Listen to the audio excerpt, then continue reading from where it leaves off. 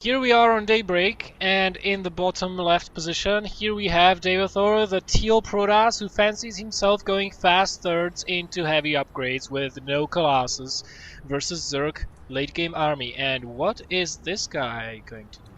And in the top right, we have Hordeon, a supremely good Zerg player from wherever the hell in the world he's from, who is Masters, as you said. Very high Masters, very skilled play, pulling back despite having a very shattered economy in the previous game at the start.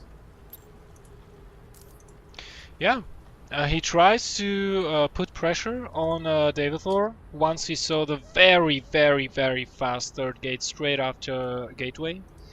And it failed. Daveathor defended beautifully, and then the rest of the game turned into a huge macro fest where multiple giant battles happened, where both players were trying to reinforce as fast as humanly possible after each battle. And despite that at moments it looked like Hordeon might be pulling the shorter end of the stick, he held in there, and in the end he won. And apparently he's trying to convince us that he is Korean, which we will not. I believe he is. No, I do not. I do not know where in the world he is from, but I believe it is Korea. I think he is a Greek living in Germany. I'm not sure about that, but his name is quite Greeky. See, his name isn't actually pronounced Hordeon, it's Hordeon. So for now on, I'm calling Hordeon. Oh yeah. I see what you did there. There goes the Nexus. Absolutely, and Hordeon hasn't seen the Nexus yet, but he does have his Overlord moving over. It's on the scouting path that looks actually very different from what I usually see.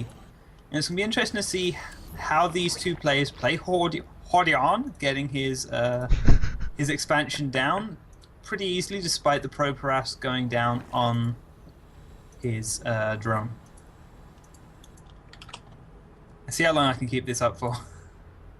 Yeah, I'm just waiting. Then I'm going to troll you. Alright, so Forge going down, Gateway going down, Daveathor, just as before, he's doing essentially the same thing. He's keeping this probe at the location of the third base, and just as before, Hordeon is going to go there directly with this one link, while sending the other one just to scout around for more probes and proxies. Very nice scouting pattern there. And Hordeon's he's not going to get that probe. The probe pulling away just in time, and he might be able to escape back to his base, but that's very unlikely. Oh, look at this. The second link already ahead of the probe, and it is going to get it. Oh, and it manages to finally get gotten. Hordeon defending supremely well there. But so Daveathor has got his base up. He's got his expansion ready, and we're going to have to see how soon he goes for that third base. This is the same style as last game, the one gas into a third base, if he does get it. Yeah, he's essentially doing the same thing as he did last game.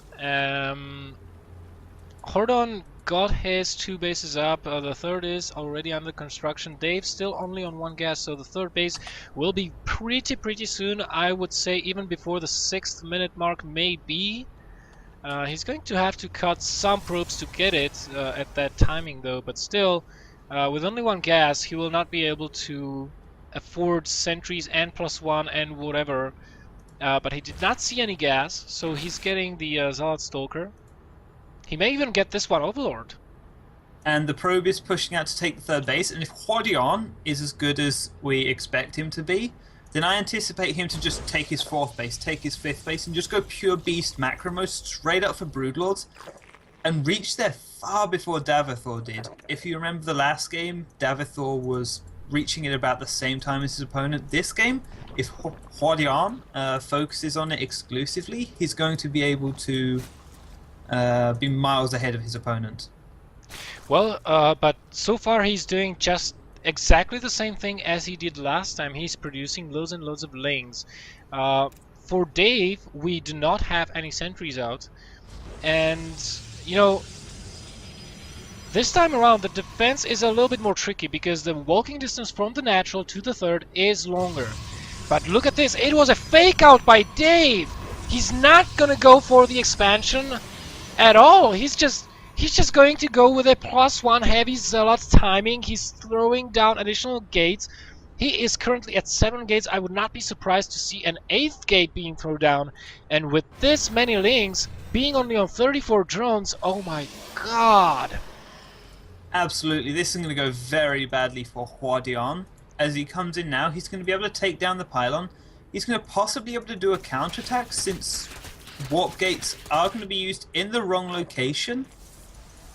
So it's going to be, we're going to have to see where Daveathor warps in this unit. He does bring it in his main base to defend, so Hordeon is going to have a hard time getting in, and this attack, once it comes out from Daveathor, will be able to do a lot of damage to the third base.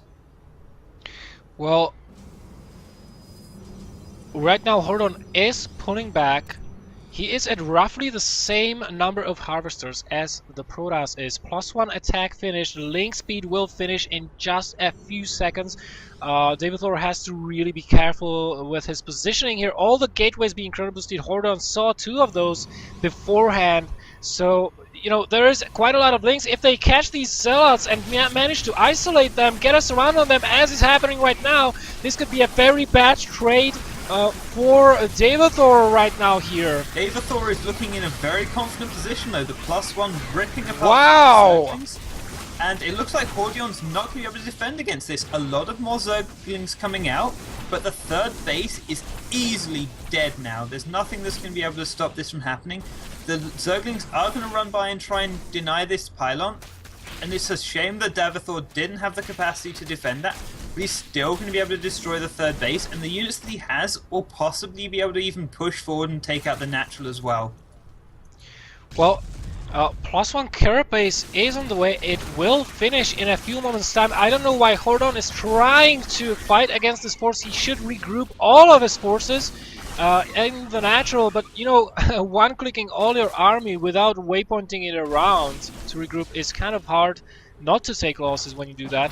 He's trying to go for the surround, but still not enough Zerglings for this number of zealots. I believe there are no spine crawlers to help out. The queen is tucked in the back. I really like this. That way it's safe against those zealots. Nothing will touch her, and the zealots are in a very good position here by Daveathor. And Hordeon loses all his Zerglings, and the zealots are still there. And there's more zealots streaming in. They're just walking from a further back pylon. They're going to walk all the way over, and there's going to be no defense against this.